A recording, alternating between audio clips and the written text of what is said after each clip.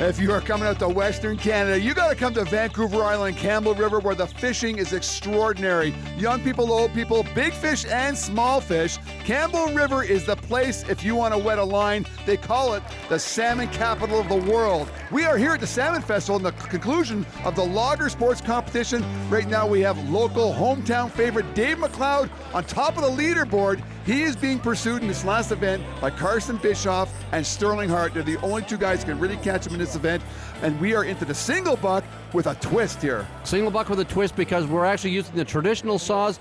These saws were used in the woods 50, 60, 70 years ago by lumberjacks on the West Coast. They've been refiled to cut this large 18-inch white pine. Now, they're not difficult to pull because they bite so much. They're difficult because they're thin and they are long. Look at Bobby Dowling's saw on the left-hand side. It is 7 feet long. How difficult is that? 7 feet long, and plus it's thin. The modern-day crosscut saws and single bucks are a lot thicker gauge. These are thinner gauge. It takes a lot better technique. You see Bobby short-stroking it to actually keep from actually bowing the saw. And he's having a hard time. Even with the short-stroking, he's still bowing it a lot. He's ready to finish things off, though. And Bobby Dowling's going to win this heat in a time of 30.72, edging out Carson, but you can see some of the difficulties Carson is having here with the saw bowing when he pushes it in. He seems to have it all worked out here now, though. He's been sawing for almost 40 seconds, and he's actually taken the bows out of it, running it fairly smoothly. So a different style saw. How do you keep it from whipping at the end? Yeah, as you can see, I had a lot of trouble with that saw. That's the first time I pulled one of those traditional pegs. In New Zealand, we just stick with the modern pegs, and they're a lot stiffer in the tensioning in the steel. So you can pull a good full-length saw, full 6'4". Here, I was having to limit myself to about 2 feet of the saw. Anytime I went any further back than that, the saw just wobbled and stopped me straight away. So it's not ideal, but it shows you the skill and the technique of guys like Ron Hartel. Back in the day when those guys could pull those saws 7 feet long all the way through the block without any hesitation and any problems at all, you know, and it's a real art. So hopefully one day I'll get on top of the traditional saw, but I think I'll stick to the modern saws from now on. Yeah. Thanks, Bobby. Cheers, mate. Here we are heading into heat number 2, the classic matchup of the two guys on top of the leaderboard. Sterling Hart and Dave McLeod. Carson's time was a little bit too slow to put him back in contention for the overall championship. It's going to be between these two guys. If Sterling Hart can win this thing and Dave McLeod somehow takes a DQ or a very poor time, Sterling's going to win the overall championship. Here they go off to the races, getting their saws buried into the wood. Got to make sure they have a good start. Both of them want a good start. Keep a good pace. They know they have to lay down a good time. Bobby Dowling's time, 30.72, was a great time in this event.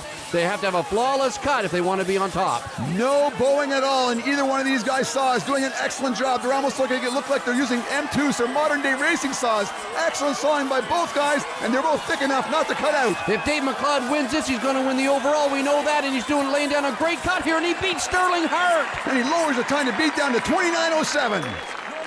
Good pulling. It's a long saw. Everybody gets lucky once in a while, right?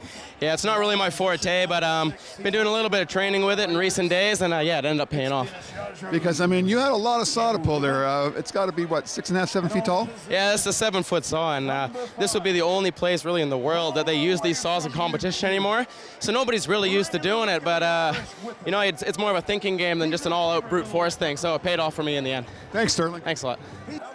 Well, Dave McLeod lowered the time to beat down to 29.07. We got one more heat to go. Matt Mooney versus Dennis Yarjow. The live event announcer here, Ben James, is calling it Shaggy versus the Leprechaun. Both these guys veterans in the sport, and of course this traditional single buck. They should have a huge advantage over the young pups. You can see Matt Mooney's experience right there. Nice little start, nothing too long. He's got a short saw as well. It's got to be a little bit easier to pull. Look at the length of the saw on Dennis.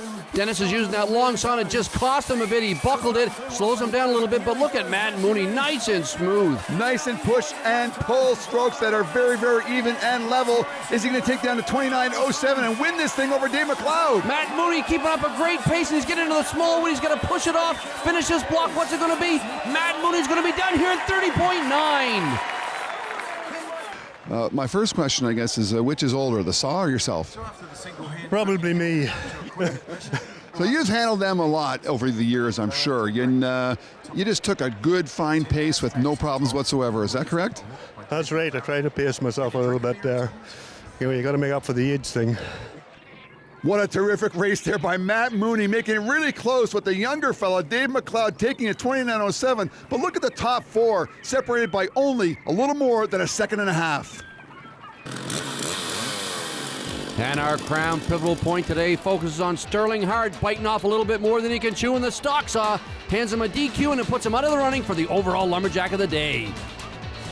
And look at those overall standings set against the beautiful backdrop of Elk Falls just outside of Campbell River. There he is, the hometown favorite, Dave McLeod, winning with 760 points, and our gas guzzler, Lumberjack of the day. Rod Cumberland says this is a home field advantage. He feels that, you set up a show, you live here, you know the wood, you know everything. What do you say to that?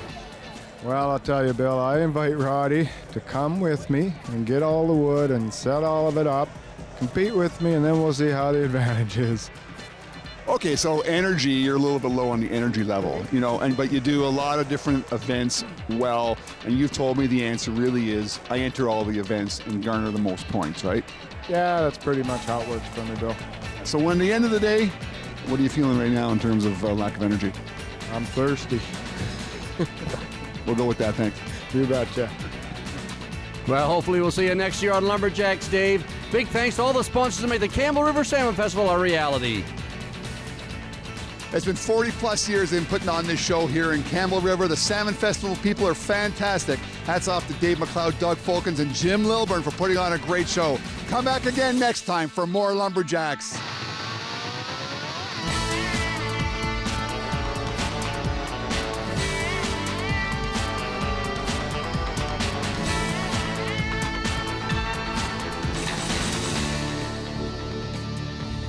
Lumberjacks is sponsored by Echo, only professional grade with 5-year warranty. Crown, protect, maintain, save. K100, we make water burn. Yamaha, what kind of Yamaha are you?